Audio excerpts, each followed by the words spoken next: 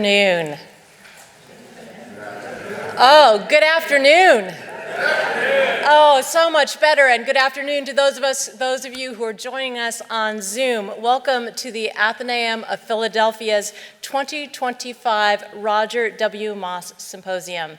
If I haven't had the pleasure to meet you yet, I'm Beth Hessel, the Executive Director of the Athenæum. If you have any questions in the next few days, just look for one of our staff with the blue name tags, and anybody will be more than happy to help you find your way, find a place to go eat, remember where the restrooms are, whatever you need. But we are so delighted you are here. Whether you're a longtime member of the Athenæum or have found your way to us through this weekend's event, we're glad you're here. We hope you will return to participate and support our work, which remains as vital today in today's time of fragmentation and isolation and disinformation as it was when our founders sought a place for common resort for learning and conversation 276 years ago, whatever it was, 1814. 300, we'll just keep adding on those years. It's been a day already.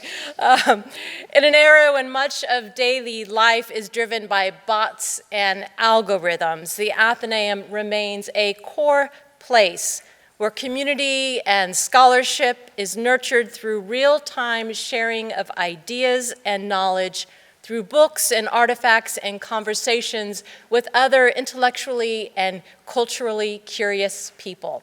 So you found your place, and I hope you found your people. The loss earlier this year of the Athenæum's beloved Executive Director Emeritus Roger Moss prompted our decision to focus this Roger W. Moss Symposium on the man himself, his scholarship and his legacy. For 40 years, from 1968 to 2008, Roger led the Athenæum as the 18th Secretary and Librarian and the first Executive Director. During his tenure, he steered a venerable institution that had become rudderless into exciting new waters with a focus on 18th and 19th century history and design and the introduction of a significant architectural archives, ensuring that the organization would survive and thrive into the 21st century. As he did so, he brought national and international attention to our little library at a time when most subscription libraries had disappeared, usurped by public libraries, big box bookstores, and other entertainments. But Roger did more than save our ship. He was a leader in the emerging fields of architectural archives and historic preservation, helping to set standards that continue to impact scholars, librarians, architects, and preservationists. His work here, his teaching, his collaborations, and his publications have influenced many, many people. Over these 2 days, our panels will look at his impact and the way that these fields have continued to grow and flourish to address new questions, new challenges, and new opportunities.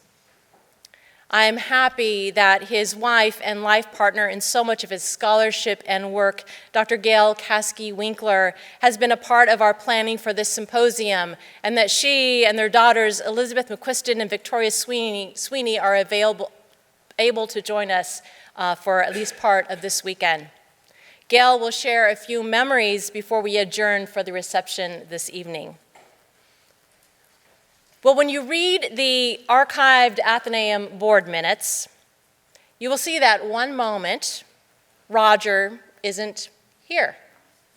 And then, like one of Philadelphia's wild winds, and I'm using all sorts of metaphors today, so my apologies, he's blown in and is whisking the place to rights. The February 12, 1968 minutes of the 153rd shareholders meeting record that Edwin T.D. Boone was elected to another term as Secretary and Librarian of the Athenæum. The May 13, 1968 board meeting minutes note that, quote, the Secretary and Librarian, no name attached, was present. That was Mr. Boone. Turn the page and you arrive at the next board meeting, October 14th, 1968. And those minutes state that the library and secretary and librarian, one Roger W. Moss, Jr., was present.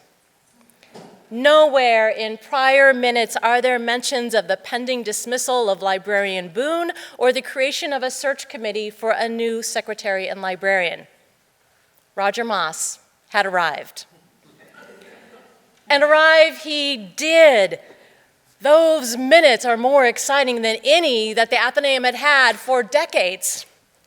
The 28-year-old new leader of the Athenæum, 2 months into his position, proceeded to give the superintendent's committee report in the absence of the chair of that committee, suggesting that they entirely alter any decisions the superintendent's committee had been planning to bring in favor of work that would actually improve the Athenæum. And then, with the support of board president George Vaux, he suggested that the board undertake bold change to address years of declining receipts, membership, and participation for an organization that mainly consisted of a lending library used by a mere 131 of its 700 members. Moss encouraged the board to, quote, explore alternatives open to this institution where it might better exploit its resources and long-range potential. Like that proverbial wind, Roger blew some overripe apples off the tree, and again, pardon my mixing of metaphors, he dared to graft a new variety of apple onto the Athenæum's roots. What we will hear over the next few days as we explore Roger's legacy is how the board, under the leadership of Roger and George Vaux, discovered the Athenæum's hidden potential in its remarkable building, its prime location, and its entrepreneurial new guide.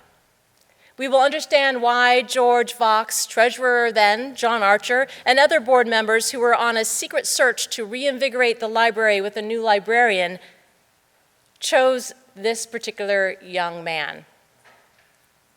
This young man who, as he would admit, came with no administrative or nonprofit experience. That they would see that he had the smarts, the fire, and the persistence to ensure that their beloved library did not crumble from years of deferred maintenance, but also lived up to its chartered purpose to, quote, join actively in the cultural life of Philadelphia by participation in historical and educational activities and in the recognition of outstanding literary achievement in Philadelphia. As I've studied the long tenure of Dr. Moss during my own tenure at this amazing place, I've come to appreciate the many traits and practices he possessed that strengthened his effectiveness as a leader. He was a bold leader, unafraid to suggest bold visions and strategies grounded in data and research in order to further the mission of the Athenæum. He was a quick study, summing up situations, identifying problems and opportunities, and locating the allies that he needed to accomplish his work, whether they were here in the Athenæum or far across the county lines and state lines or across the seas. He certainly upset the proverbial apple cart upon arriving at the Athenæum, but he did it with understanding of what was not working and what new possibilities might exist, possibilities that no one in the board leadership had seen yet. And he shared his vision in a manner that brought the board along with him. As he wrote in his book, Athenæum Profiles, Roger succeeded in his work because he first off found mentors. He surrounded himself with men and women with skills and experience that he lacked so that he could learn from them. We will hear later about one who became his patron, Robert McNeil of the Barra Foundation. Roger embodied the ethos of the Athenæum in his own thirst to learn deeply in the fields in which he was engaged his entire life. That included becoming the strongest nonprofit administrator he possibly could be. His efforts led to the creation of our archives and research center, our online databases, and numerous partnerships, the things that the public sees and appreciates. But his strong leadership also included focusing on bedrock issues of sustainability, all the unsexy things that executive directors spend their days dealing with.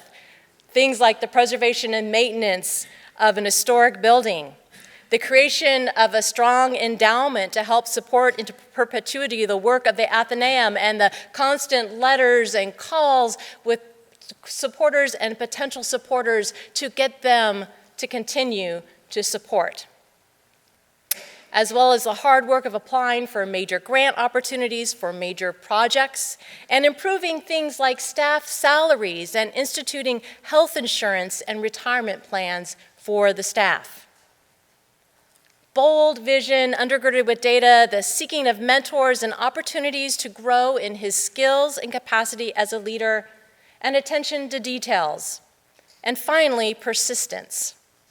We see fewer and fewer people today committing their entire working life to one institution. But Roger did that for 40 years. His persistence over 40 years to improve upon this organization is remarkable to me, and I hope to all of you.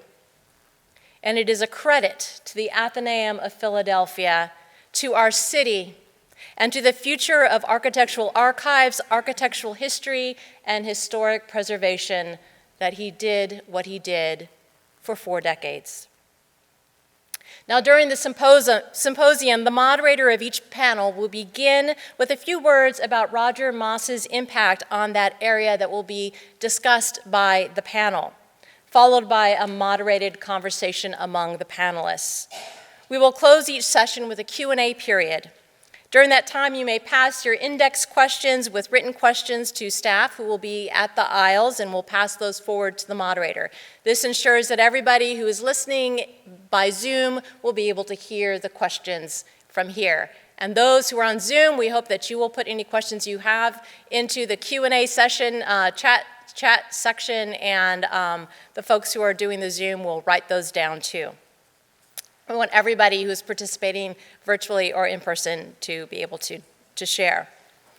But right now, I would like to welcome, to start our first panel, the Athenæum's own Gladys Brooks Curator of Architecture, Ms. Kristina Wilson, and our first panel, Demystifying and Deconstructing Archives and Special Collections. Thank you and welcome.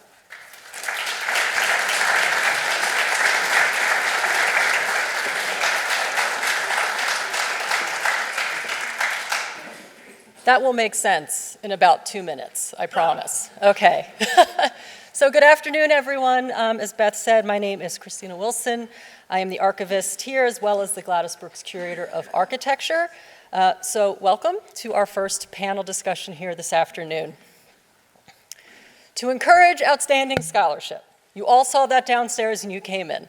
That's the name of our exhibition that we put together for Roger for this symposium.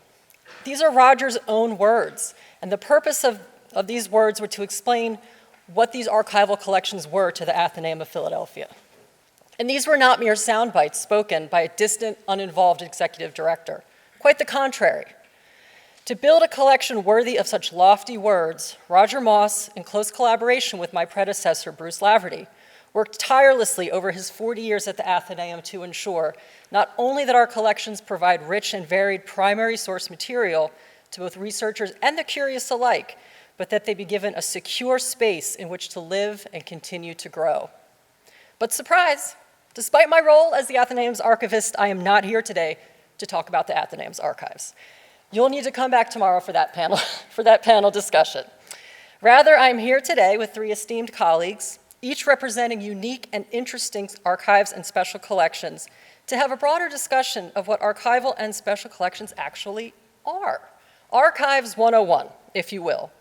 We hear the term archive or archival often, usually in conjunction with archival footage, or an archival image, or an archival mat for framing important works. Images conjured by those with vague familiarity tend to include dusty boxes, poorly lit basement rooms filled with endless shelves, or, in stark contrast, the Hollywood treatment, enter Jack Nicholson, in which an actor pores over an old volume or scrolls through a microfilm in a beautifully appointed library while a fusty cardigan-wearing, excuse the cardigan, staff member in half-moon glasses hovers nearby, waiting for the first opportunity to shush them. And while those stereotypes certainly do exist, most of my career I have been confined to basements surrounded by boxes. Archives and special collections are so much more than that. While each repository and each collection is unique, there are facets that all share. Yes, they are old. Yes, they can certainly be dusty. But archives are no less alive than the humans that once created them. Though their contents remain unchanged, what people derive from them is fluid, as their contents over time are interpreted through each person's unique lenses of experience, knowledge, and belief. But to start at the beginning, what exactly is an archive? The Oxford English Dictionary defines it as a collection of historical documents or records providing information about a place, institution, or group of people. While the OED offers a good start, it does not even begin to convey the richness of the archival landscape. You have nonprofit archives, government archives, university archives, museum archives, ecclesiastical archives, corporate archives, institutional archives, and personal archives. The collections themselves, too, are varied, and they're comprised of documents, photographs, objects, AV material, books, diaries, correspondence, ledgers, volumes, albums, etc., and are often considered special collections as well. Then, where they are housed is the final piece of the puzzle. Oftentimes, the building itself plays an integral role in the story of its collections. Then, there are the collections themselves. With all this different material, who takes care of it? What is their role? What other roles exist with or parallel to that of an archivist?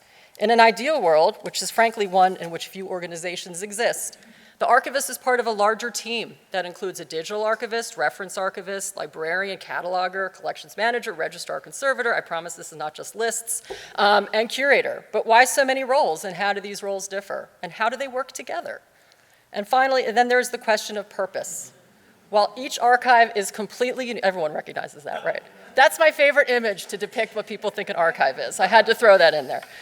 While each archive is completely unique, differing missions, focus, priorities, budgets, staffing, their ultimate purpose is the same: to provide original, whenever possible, primary source material relating to a particular topic, person, or institution. But why? And to whom? Why does access to original materials even matter, particularly in an age of technology, instant gratification, and the constant bombardment of news, information, and incessant notifications from these small devices we all hold in our hands? What reason is there for archives to continue to exist when information is so readily available at our fingertips? And coupled with this question of purpose is that of challenges. Assuming the existence of archives as a fundamental building block to scholarship and learning, how do we keep them afloat? What challenges, both internal and external, do we face? How can these challenges be approached in a constructive and progressive way? And how do we even determine what changes to integrate and what advances to implement or not? All of which brings me around to our one final existential question. What do we even see for the future of archives and special collections? So with me today are three colleagues who work with a range of collections, and this will wonderfully inform our discussion today. Susan Pugh is a curator for the Drawings and Archives collections of the Royal Institute of British Architects, currently based within the V&A in South Kensington, London. Since joining RIBA Collections in 2004, Susan has project managed and curated many exhibitions both within the V&A and at the RIBA. Her areas of specialism and interest are 19th century British architecture, and particularly the works of Alfred Waterhouse. She is one of the authors of the Architecture Drawing Book from RIBA Collections, published in 2022. Prior to her time with RIBA, Susan worked for English Heritage within their archive, the National Monuments Record. She completed a BA in History of Art and an MA in History of British Architecture, 1600 to 1890, both undertaken at the Courtauld Institute of Art in London. Rob Saarnio has an AB in Architectural History and Fine Art at Harvard College, an MS degree in Historic Preservation from the University of Pennsylvania. His museum career began in 1995 as a curator of architecture at the Peabody Essex Museum and has included successive curatorial and managerial roles at the Cranbrook Educational Community, the museums of Johns Hopkins University, the Doris Duke Foundation, the Honolulu Museum of Art, and since 2012 at the University of Mississippi as director of the University Museum and Historic Houses. Bill Whitaker is the Director and Chief Curator of the Architectural Archives of the University of Pennsylvania Stuart Weitzman School of Design. Trained as an architect at Penn and the University of New Mexico, Whitaker worked closely with the archival collections of Louis Kahn, Lawrence Halprin, and the partnership of Robert Venuti and Denise Scott Brown in support of teaching, scholarship, preservation, and public engagement. He has co-curated over 40 exhibitions, most recently serving as project director for What Minerva Built, an exhibition and book project charting the life and work of America's first independent female architect, Minerva Parker Nichols. So if you would like to take the stage, please, we'll get things started. Thank you.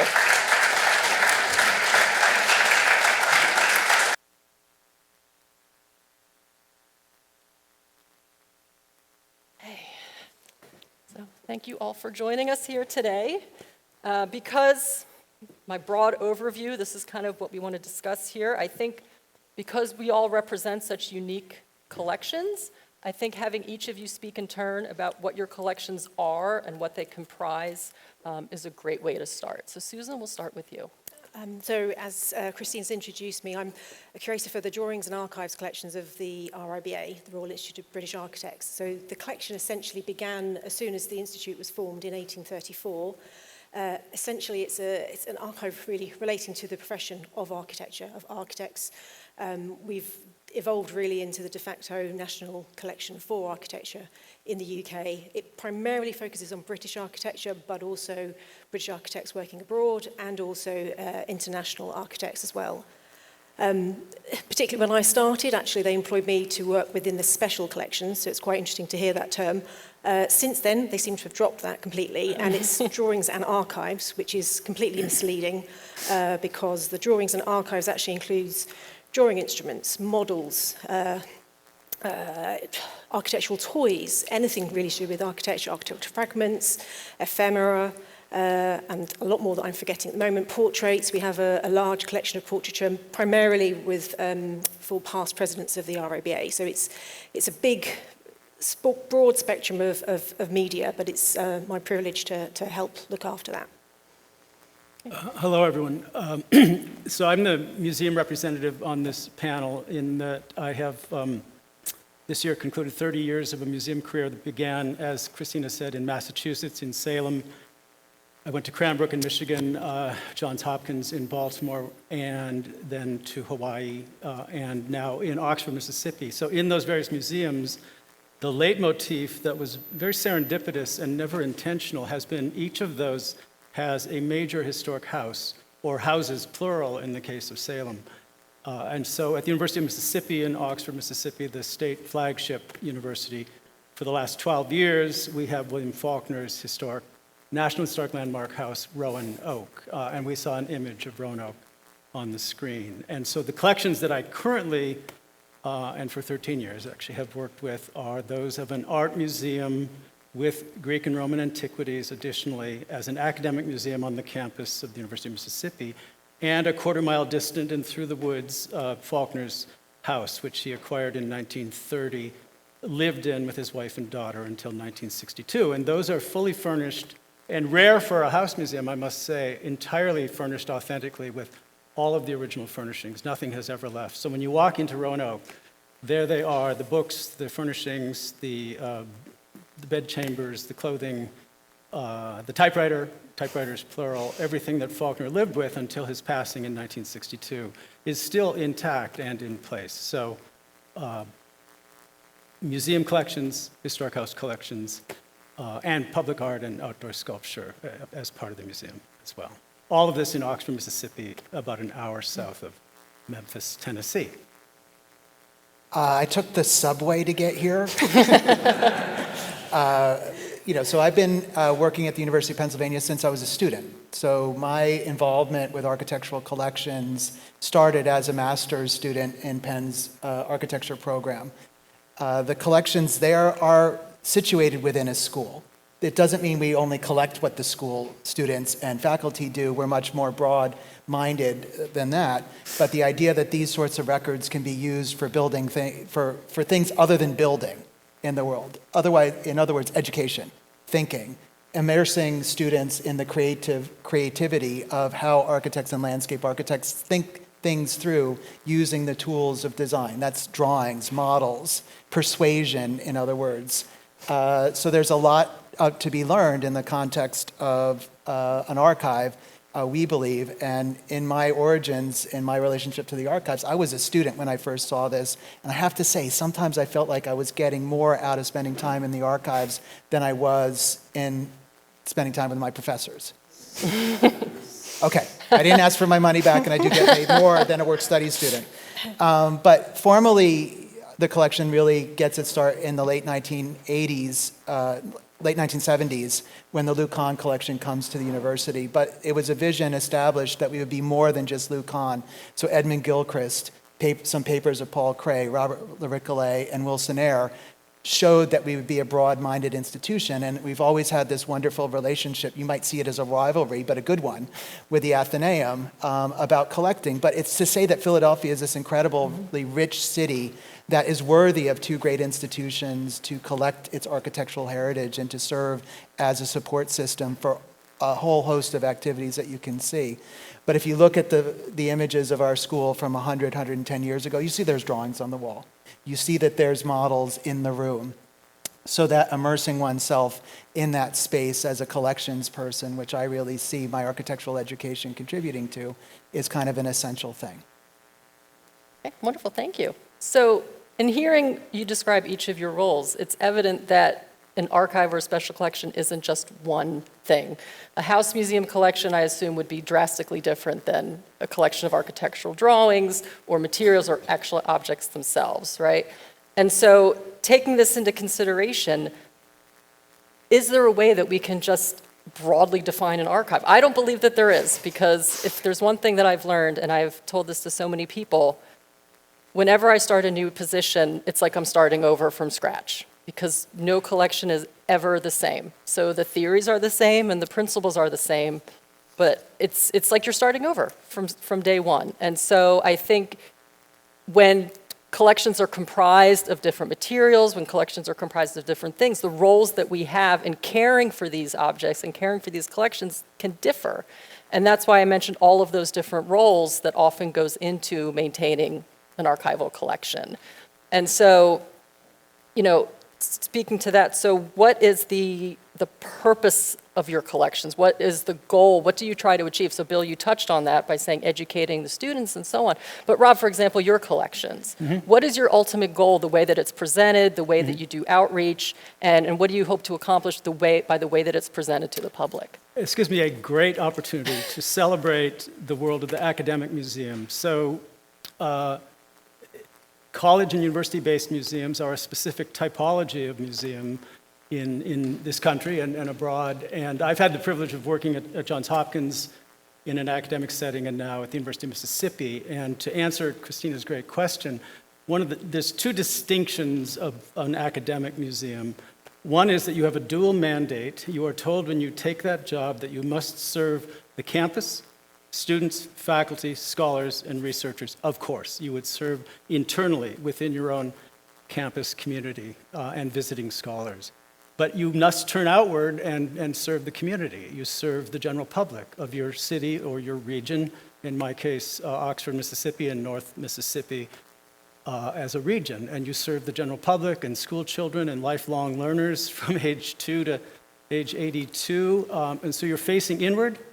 With your mission, you're facing outward. I particularly find that really a compelling thing.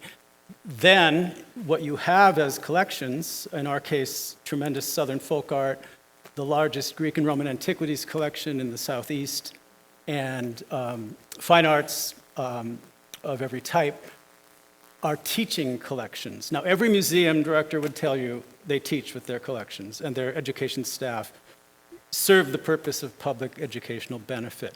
But in an academic setting, teaching collections have a very specific intent and purpose and meaning, which is you must use them for educational benefit, scholarship, and research. So we call ourselves in the academic museum field, very intentionally, teaching museums with teaching collections.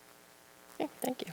And Susan, the purpose of your collections, who are your users primarily who come in? A lot of what Robert has said resonates with myself, although we're not connected officially to any university as such, but I would say probably about 40% of our users are either students or professors of architecture, art history, and so on, and all use our collections for education purposes.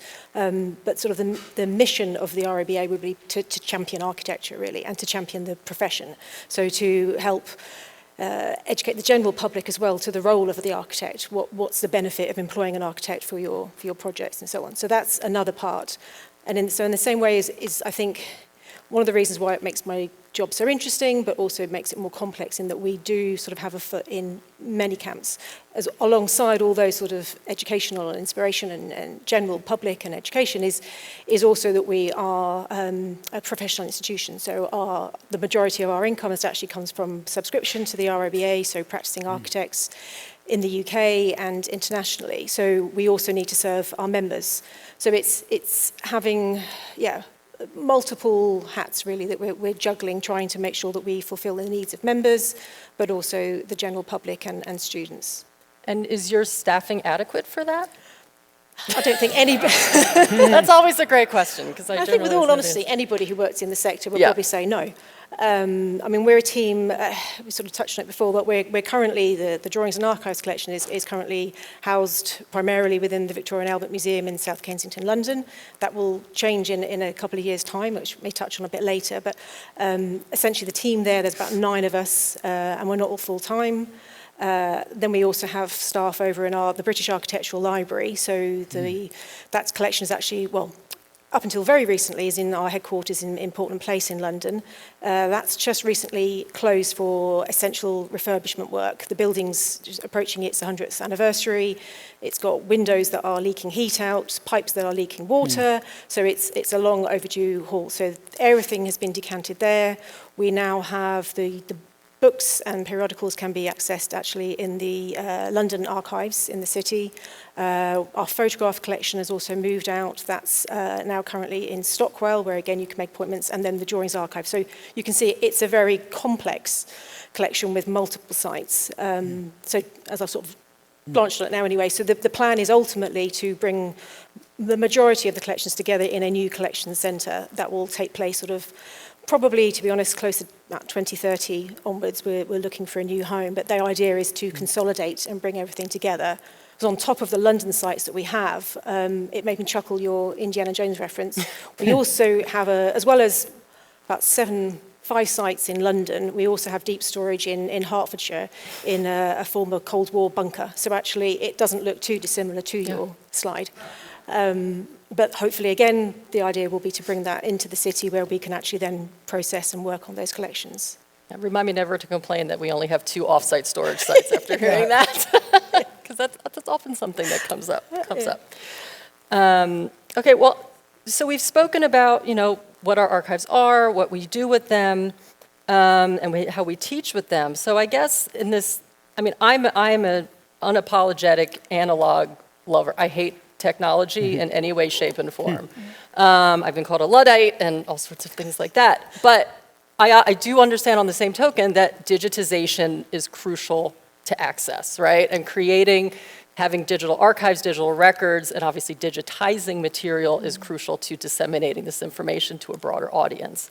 And so I want to touch on a little bit, we here at the Athenæum, and I suspect it might be similar where you are, and Rob, I don't know how even relevant this would be to you, because I think your collection is largely objects, is that correct? Or do you also have archives as well? But digitized in part. In part, okay. Yeah, because generally speaking, the funding for that is not always, forthcoming, especially on such a large scale.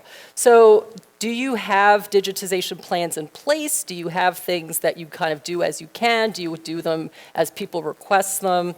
And honestly, how many on-site visitors do you have? Because I really get excited when people come in here and look at the materials. Yes, it's convenient. I can get a scan and I can email it to somebody, and then they can sit in their home and look at it.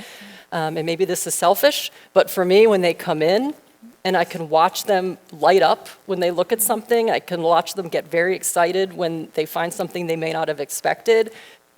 That's what I do, right? That's what brings me the joy in my job. And so while I understand that digitization is obviously necessary, how big a part of it is it in each of your programs?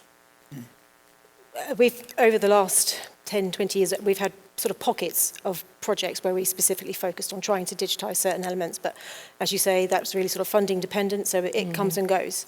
Essentially, we will digitize things when people might be requesting something for photographic order, for educational purposes, or more likely publication. Then we may try and digitize sort of the rest of the drawings for that project or so on. So it's quite haphazard, but with a collection of over 4.5 million items, it's impossible.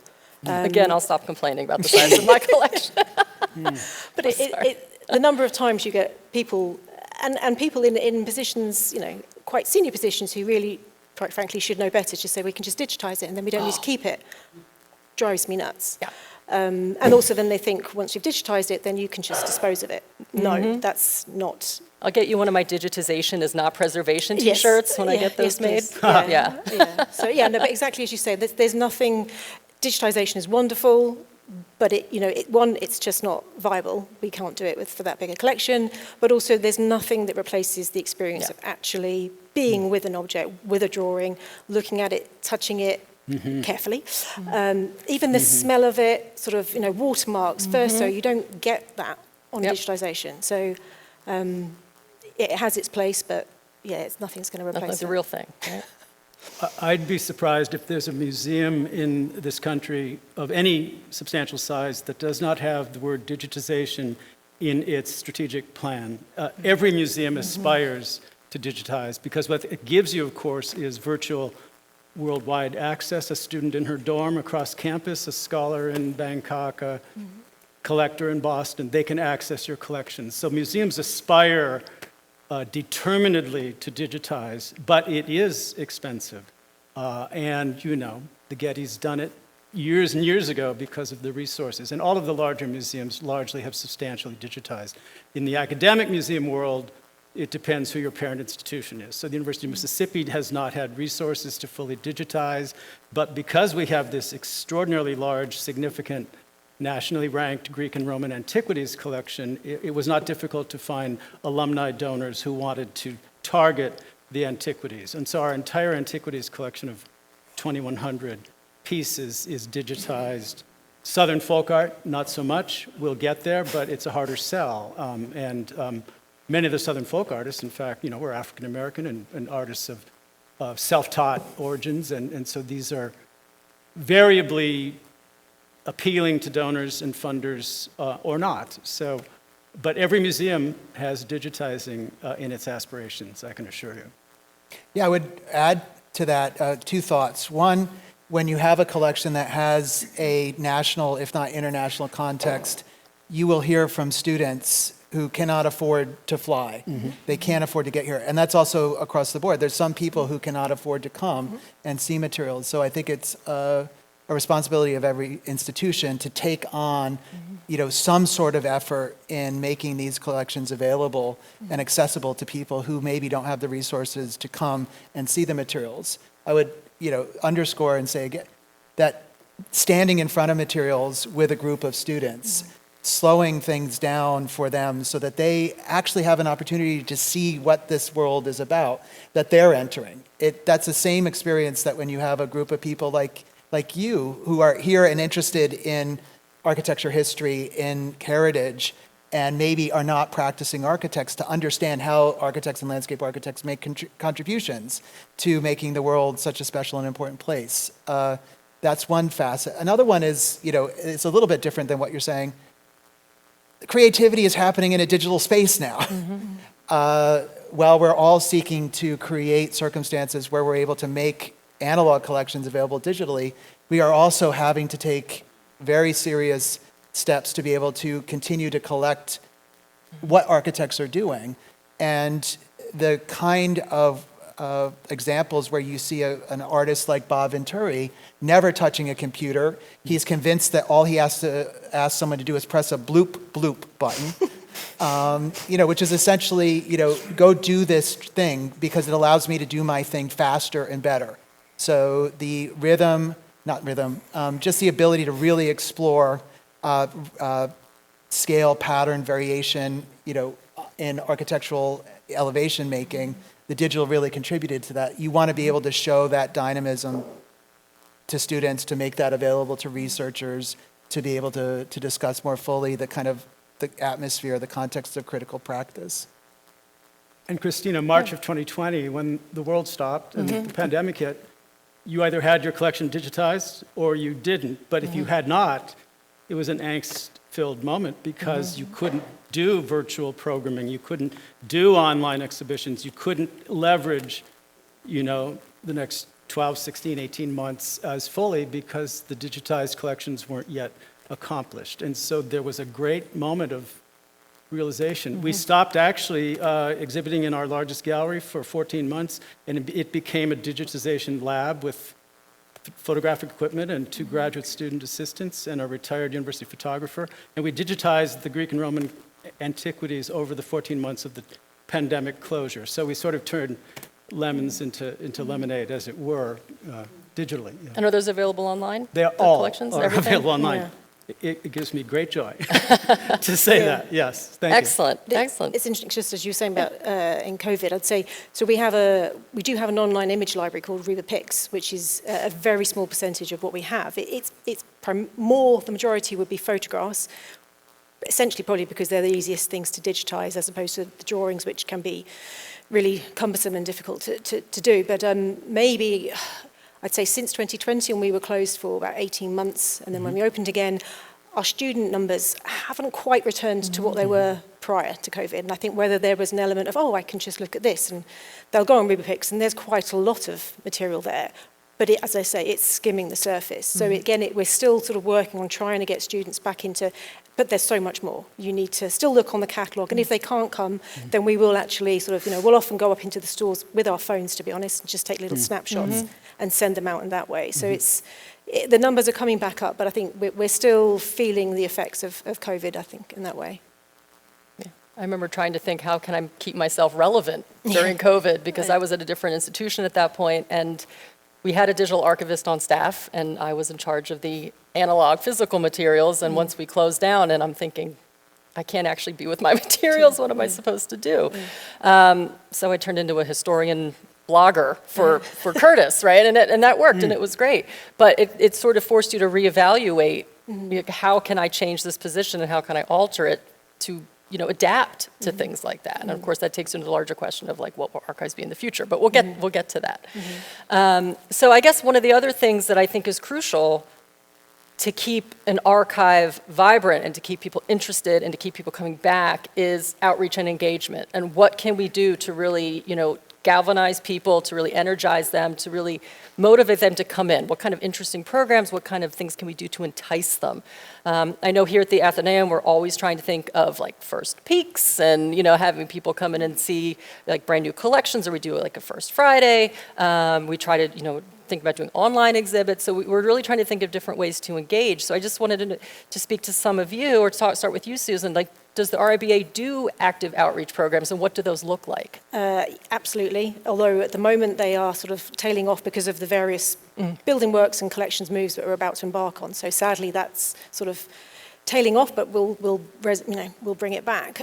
We would used to do something called closer look talks, where we would bring out sort of maybe about 20 items or so, themed collections where people could just come up into the museum, no booking required, just come and actually literally take a closer look while a member of staff sort of guides them through that.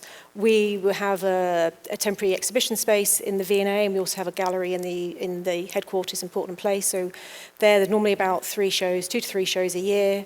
And alongside that, there would tend to be a sort of a smaller version digital exhibition as well alongside it.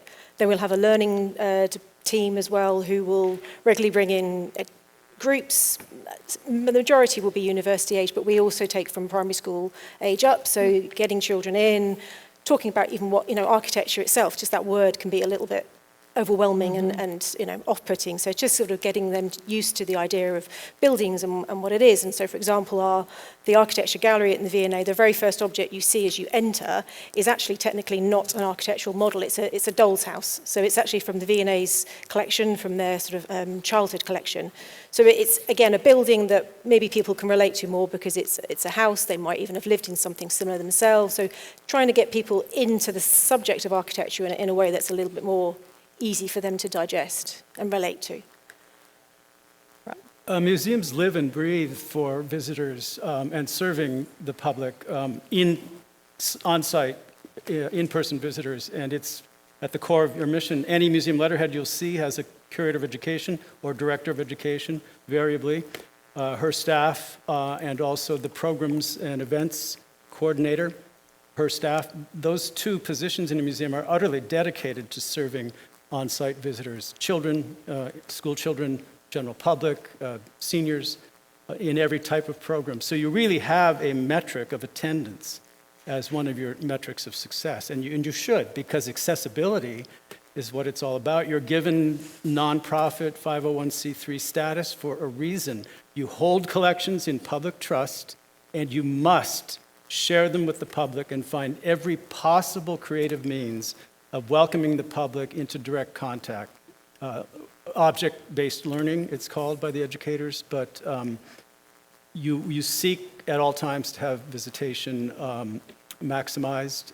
And in fact, American museums are not yet collectively, 35,000 US museums of all different disciplines and types, have not seen a return to pre-pandemic numbers quite yet. It's the rare museum that actually is back to 2019 levels of visitation. So we watch attendance and strive to welcome visitors.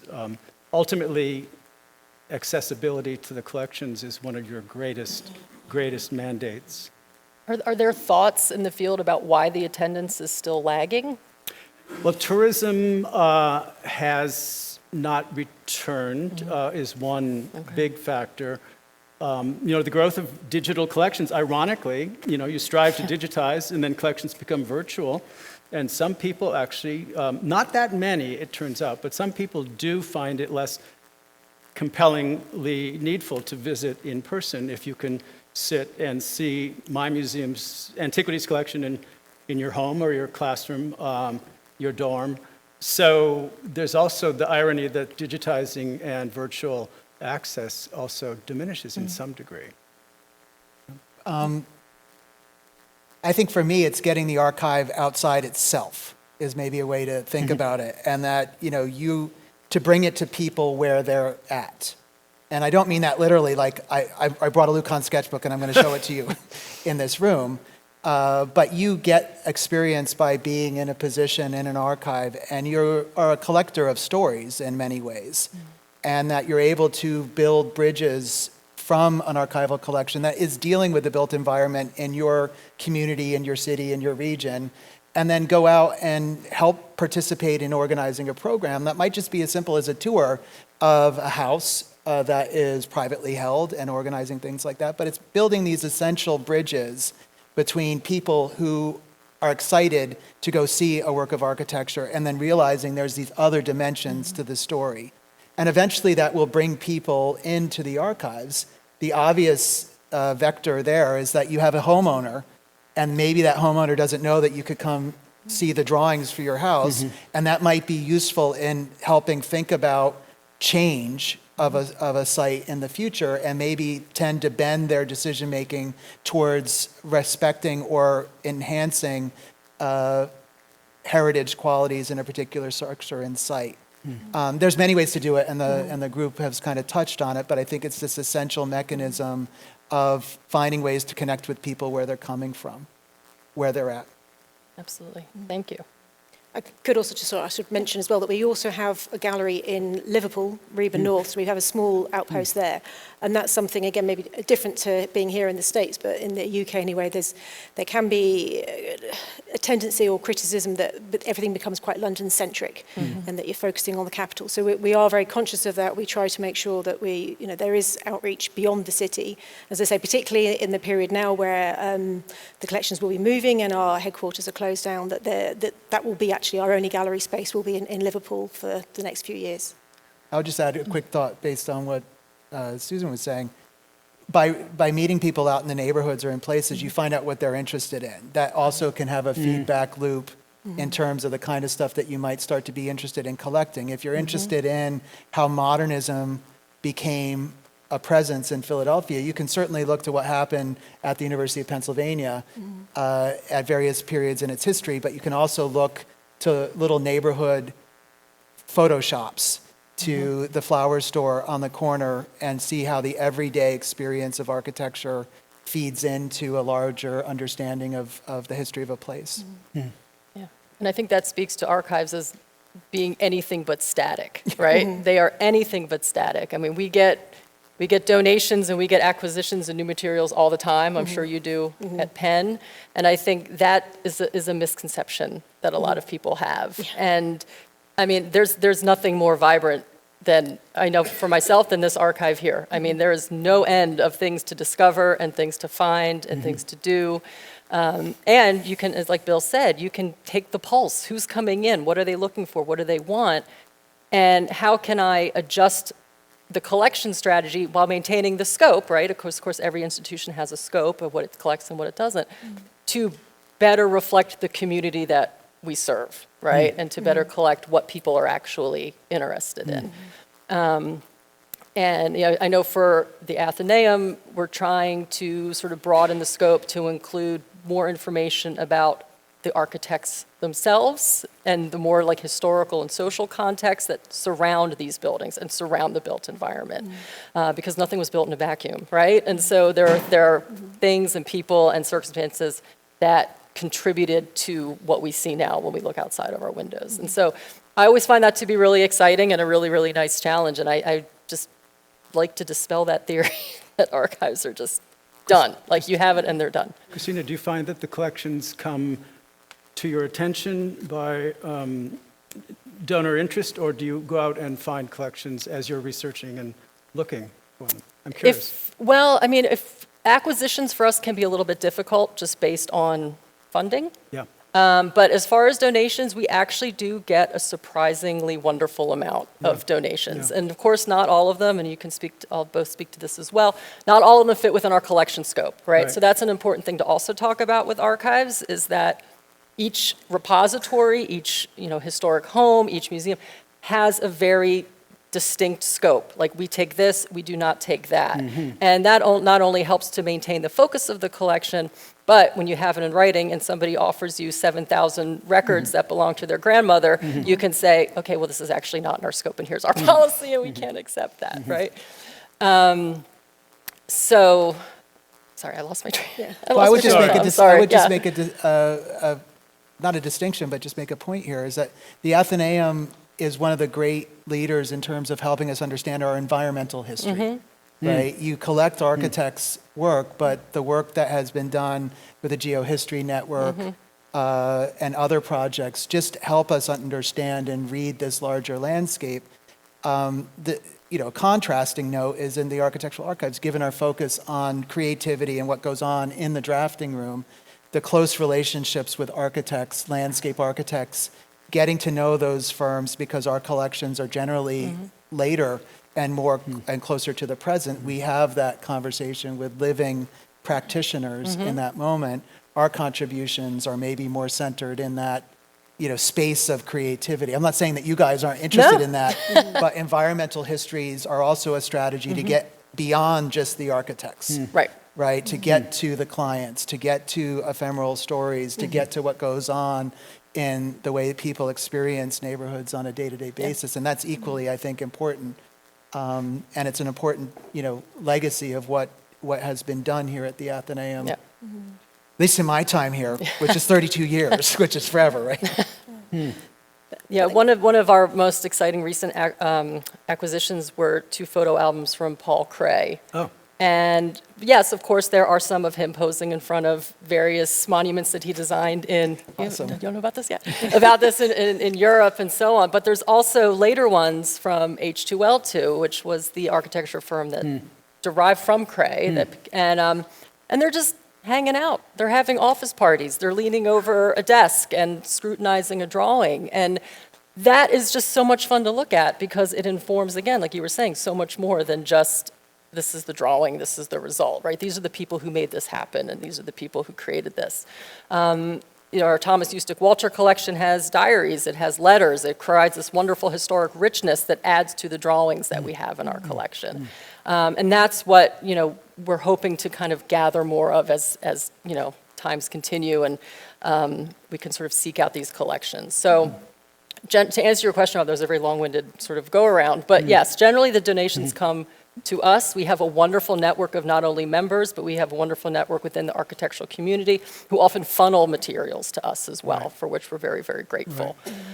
So yes, there's no lack of interest of people wanting to give us materials, which is and wonderful. You celebrated such an important point that these are living collections that grow and do not remain static in any way. But do you acquire? Because you, as you Yeah, said, it's- you have I'm smiling house when you museum. mentioned the scope of collection statement, because we get alumni and collectors and artists, all of those, alumni in huge numbers, who want to give out of sheer generous spirit, of course, but often it's not a fit for the collection. And those conversations are challenging, and they're difficult, and you have to honor the philanthropic intent and be very gracious, as you say, but we simply do not exhibit and then pick the category that's not a fit.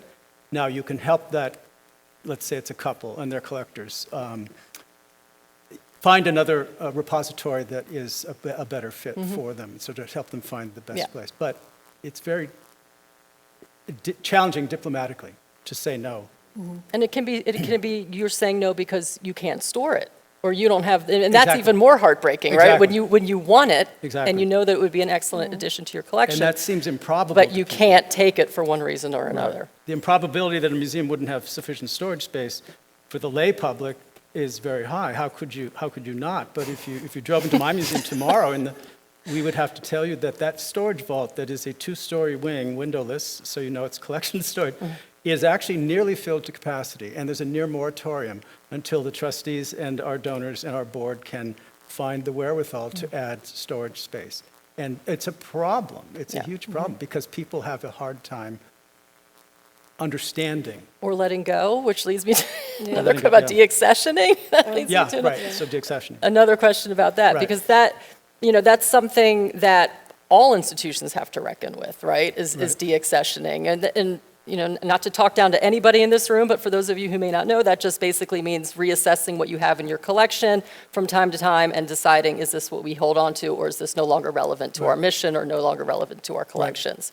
And a lot of organizations are reluctant to do that, and it can be an uphill battle for people in our profession, for archivists and curators and so on, to push for this. But I feel like, again, it's sort of like, cells turning over in your body. You need to kind of keep things going and keep them healthy and kind of shed the old ones and bring in new ones. And I'm not saying, by no means arbitrarily, I would just like to emphasize that. This would not be an arbitrary decision. But I think a lot of institutions, and I'm hoping you can speak to this, fear deaccessioning and kind of fear that change and are reluctant to do it. Yeah. Deaccessioning is difficult to explain in the university context because your provost, to whom I report, the chief academic officer, is a pharmacist, a pharmacy professor, and the chancellor is not a museum professional, nor would he be in most institutions. And so you try to explain deaccessioning as a refining of the collection, in fact, improving the collection because you're letting go of materials that you're not using, that you won't be exhibiting, and that are not serving an active learning purpose. And it's very challenging. And then the property control division of the university is like, what are you doing? You can't just transfer state of Mississippi cultural property out of the collection. And the answer is, let's talk to you about why this is a best practice in American museums. Deaccessioning is not just advised, it's an absolute best practice so that you're continually refining the collection. When was the last time we exhibited those 42 typewriters that a prior director thought were a really smart idea to take on an office machines technology collection? We do not teach with those. There is no curriculum in the university. There is no purpose. They must find a different home. And then the conversation in the university becomes, how do you relinquish state-owned property legally? And it's very research-driven, very research-driven.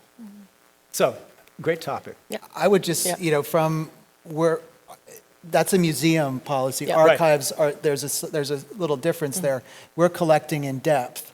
And by collecting in depth, you're wanting to provide a rich set of resources far into the future that you may not be able to anticipate use.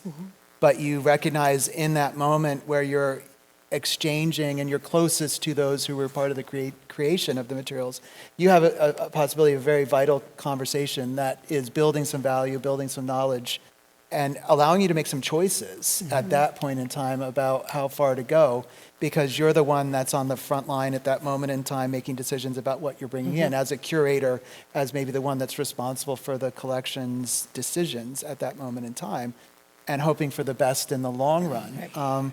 But this idea of, from the museum point of view, I heard a story from the Kimball Art Museum, which is one of Lucan's great museums. It's in Fort Worth, Texas. If you've not been there, you need to all promise me you will go there at some point in your lifetime. Tomorrow. Flights leave after the sessions are done. Unless we get cheese sticks. But they started out, I think, with about 50 items in the 1960s. They grew to 350 items, 350 works. That's it. One drawer of Lucan drawings is 350 drawings, and we have 800 drawers. So the math is very different in the museum setting than it is in the archive setting. Of those 350 or so items that they now have as part of their permanent collection, I think it's 3 were present in the 1960s collection. So that is an example of a museum that has strategically always been trading up, and its success as an institution speaks to that.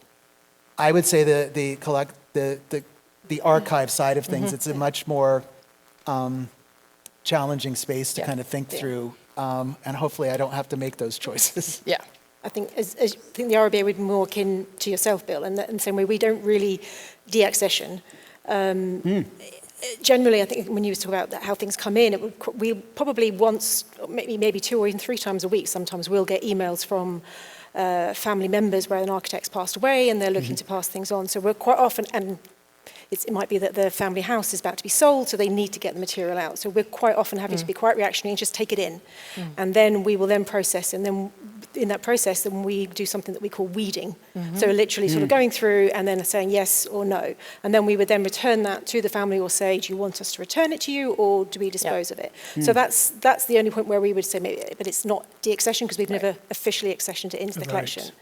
But I would say over the last few decades, our collections policy has been revised and we have to become more particular about things. I mean, in the past, we take whole archives of architects that have passed away. I mean, we have the very large collection of Erno Goldfinger, the Hungarian architect emigre who came to the UK, did a lot of work there. And that's, today, I would say probably every year it's in our top 3, top 5 architects that's requested. It's hugely in demand. But when we took that in, Goldfinger himself was still alive and he actually did some of the processing himself.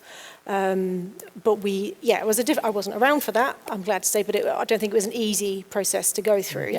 And again, actually, we do sometimes purchase things through auction, but we would never purchase from a living architect. It's always really sort of a donation that comes in. But there's a lengthy process to actually going through. And now, as I say, in the revision of the collections policy, rather than taking in whole archives, we'll more have a discussion about what are the key projects that you think best represent the practice or your work, and then try and take those projects or sort of be more selective really in what we're taking, because it's just not going to be possible to take everything. But it is exactly as you say, it's looking forward as much as we can, thinking what are people in 10, 50, 100 years going to be asking? What are they going to be looking for? What's going to be useful? So, the drainage plans of Alfred Waterhouse are the least exciting of his amazing collection, but actually they are now being used by architects working on these Victorian buildings when the work, where there's work being done. So you have to think about many different people coming to us in the future. Yeah, absolutely. Then there's restorative history where you're trying to go back and recreate a collection that disappeared years ago. But that's a different topic. We'll come back to that. Yeah, and I'm sure archivists who have followed me have been like, what was she thinking? But I have that feeling a lot when you go through and you're like, not here. I would just like to say that, not here. But in prior jobs, you see someone prior to you got rid of something or got rid of a set of records and you're thinking, why would you get rid of it? But that also speaks to archives and special collections and this kind of thing is also being somewhat subjective, right? I mean, because you can have a collections policy and you have a plan, but it ultimately comes down to the individual in that place at that time to take that verbiage of the collections policy and apply it to what you're actually looking at, right? And so, I mean, I say this and it sounds grandiose, I don't mean it to, but like in a way we control history, right? Because what you decide to keep and what you decide to weed, right? What you decide to throw away informs what people see when they next look at that collection, right? And of course, in the grand scheme of things, I'm sure it doesn't affect much of anything, right? Yeah. But that's really what you're doing. It can weigh quite heavy on you. It can. When you're thinking about that, I had a collection I took in just a couple of years ago where the architect who passed away of a heart attack very suddenly, and only really actually on his passing, and he just retired, that then sort of colleagues were looking at his work and actually saying that actually this guy was really, really critical in parametric modelling in architecture. So he started the specialist modelling group within Foster and Partners, and it was a lovely tribute to him. So it was his widow who got in touch. So I went down to her house in Hampshire, beautiful house, went through with a colleague, we selected what we wanted to take, and then I arranged that in a few months' time we would come down with an art handler and bring it up to London. And then a lovely lady, hugely in love with her husband, she got to her a couple of months later and she just didn't want it in the house anymore. So the next thing I knew, she'd brought it up to London to a former colleague and just deposited it with him in his practice. So then when I took it in, it was suddenly a lot bigger than what I'd asked for. Yeah. So I'm still going through that. And again, because it is about digital collections and parametric modelling, I don't quite have the expertise really to see what we need to keep from that. So. But especially knowing the lady and knowing the love there, and also the love that I heard from the past colleagues who spoke so highly of this gentleman, it does feel like quite a responsibility on what we're going to retain. It definitely can be, because it's an awesome responsibility. It's wonderful that it's given, you know. And I haven't had it as much here, but in prior positions, I was working with student records, and I would get donations from past alumni, and it would just be huge collections of things. And do I really need 15 massive scrapbooks of newspaper clippings, right? That are well, that's your gut reaction, right? It's like, yes, I cannot throw any of this away. But then you have storage constraints, you have the fact this newspaper is crumbling and falling apart, and if someone so much as breathes on it, it'll crumble. You know, there are so many things, and to be fair, I did not end up throwing any of them away, but the option was there, right? And so you have this sort of feeling that I'm given this responsibility by the donor, by the architect, by the firm, by the institution, and I need to do right by that. But it can ultimately be a subjective thing, whether you want it to be or not. And just one thing I wanted to say too about the deaccessioning discussion, what made me think of that, again, not so much here, but prior to here, I was working at Longwood Gardens, and we also had an object collection in addition to the archives. And there was a big debate, I think it lasted for 4 or 5 months, about whether we should keep Pierre Dupont's nightshirt. And this was on the highest level of administration at Longwood, was whether we ended up keeping it. And when I left, there had still been no solution. It can be very hard for institutions to let things go. I can relate to that in that we have, people know the English arts and crafts architect Boise, we have his umbrella. We have the briefcase of Clough Williams-Ellis, who's famous for Portmeirion and beautiful Welsh little village. So yeah, we've also got, and this one I do have a little bit of problems with, it's actually a stuffed animal toy that belonged to Temple Moore that our past created, and it completely freaks out our conservative who's vegetarian, and when she sees this thing. So, but those objects, I think particularly like the briefcase, which is given his initials on there, I think when you do an exhibition, then having those slightly odd objects really can actually bring it to life for the public. So although at the time it might be, why, I think it actually can really, really be lovely in the future. The nightshirt, it makes me smile hugely, because when I arrived in 2006 to Honolulu, to my first Hawaii job with the Doris Duke Foundation at her home called Shangri-La on the cliffside of Diamond Head in Honolulu, very wealthy estate, wealthiest woman of her era, of course, Doris Duke, builds her honeymoon home on the shores of Honolulu. When I got there in 2006, she had passed in 93, 13 years. Her swimsuits were still in the closet, and along with other undergarments, and they had not yet resolved the question of what do you do if you're a site interpreting Doris and her husband's home with a mission to interpret primarily the Islamic art collections, but the swimsuits are still there. What do you do with These are the fun swimsuits? Conundrums we get to deal with. I think they've resolved it, but it was an interesting conundrum. And they were there for a very long time. I believe it. Yeah, because the question of Longwood was: are we going to would the existing Duponts want us to display his nightshirt, and would Pierre Dupont even want us to display his nightshirt, or how about the bedpan that we also had from Pierre Dupont? So, but because again, there's that idea it belonged to this person, it was his, and so that can create a very strong bond that prevents organizations in making those decisions. Right. Doris didn't want the house to be interpreting her life, so we did know there was a guideline. She probably would have wanted them gone sooner than the organization felt. Yeah. It could, yeah. There's always objects that are present challenges to organizations and can be difficult, as long as you're not choosing to remove them because of that difficulty that Right. could be challenging in a way. And I think you guys understand what I mean. Yeah. You know, we've got an object that was in Lucan's hand when he had the heart attack in Penn Station, his suitcase. Wow. And it's got a piece of tape on it that says DOA, so dead on arrival. Oh, my And goodness. it's, you know, it's like, it's not something that I really am comfortable showing to anyone because of that. But on the other hand, it's also this strange thing that kind of provokes certain relationships about why you choose to collect certain things and not, right? So, you know, I'm conflicted about whether we should have it or not, but I'm not going to be the one that says, throw it in the schuylkill. No, No. yeah, that's above all of our pay grades, Right, I think, making decisions like that. So I guess, I don't know what the time is at this point, but I just wanted to get a sense from, are we at questions? Okay, because I just wanted to get a sense from the three of you, because, you know, maybe I'm a fatalist, I don't know, but with this the massive amount of digital records, of digital items now, not digitized, but born digital materials, right? No one has paper, and the National Archives no longer collects paper records, right? Paper and physical materials are becoming a thing of the past. And so how do you envision archives and special collections being interpreted, and how will they be kept in the future? Will these brick and mortar buildings that are full of paper exist in 300 years, or what will it be? Like, what in your mind would an archivist in 300 years or 200 years be actually doing?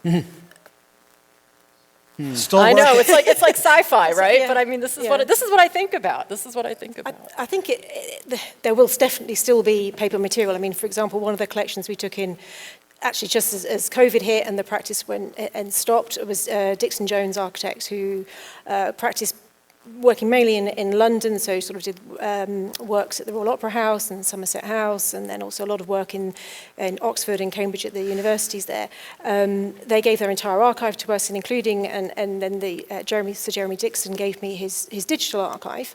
Little kind of, we had to meet in a cafe. The museum was closed at the time, but actually then when he gave it to me, most of the material wasn't actually born digital, or it was either sort of things that he had digitized himself. And then we have the paper copies in deep storage, or the born digital material there is only existing as a PDF. So this is going to be the main problem that to be honest, we've been talking about in the sector for the last 10 plus 20 years, in how things are going to be accessed. Because if you have just got a PDF, then what's the difference really between that and just printing it out and looking at it directly? If you can't analyze the information, then it doesn't really add to it. So, as I say, we've been talking about this for a long time, and I think the IT experts, we need buy-in from the specialists, really. And that, I don't think, anyway, in my world, we're not there yet. Yeah. We're literally just trying to recruit now for a digital collections assistant to try and help us. We have taken in some born digital collections, so Charles Correa, an Indian architect, but ironically the gentleman I mentioned earlier who worked with parametric modelling and fostering architects, that material all came in, is actually all analogue. There's nothing digital in that, even though the subject is digital design. So yeah, it will change, but I think we're still quite a away from that. Well, in the lexicon of my favorite sport, asking a museum director that question about the distant future is a bit of a slam dunk, because heaven forbid that we have a world in the future where museums are not about objects and artifacts and actual artworks. I don't believe that would devolve in that direction, nor would it be interesting to me. The power of the object is what we are about on a daily basis. The power of a direct encounter with an artwork directly in front of you is what we are all about. So moving fully digitally, I don't see it. It wouldn't interest me. Let us pray that does not. Yes, I'm glad you're all sort of aligning with what I think. So, but go ahead, Bill, I would please. just add that the models that Michelangelo made in order to make alterations to St. Peter's are still in St. Peter's some 500 years later. These are things that bring buildings to life. And I would never want to imagine a future where these two great collections that we have over at Penn in the Furness Library, the amazing collections that are here in this amazing building by Notman, are not in some way integrated with these physical spaces, because I don't think people are going to be people if they're living only in the digital realm. They're going to be walking out in the streets and engaging with one another in spaces that designers thought about. So I just, heaven help us. And that speaks to your point, too, that you made when the four of us had our meeting prior to this, is that the buildings where archives are often inform the collections themselves, right? And that's definitely the case at Penn, being in the Furness Library. And it's become that here in the Athenæum as well, even though our archives here didn't really start until, I'm terrible at math, but 100 plus some years after the founding of the Athenæum in 1814. These were begun in the 1970s. But I think over time, the two have become kind of inseparable, right? The collections are just as much a part of a building as they would have been, I think, if they had been here at the inception.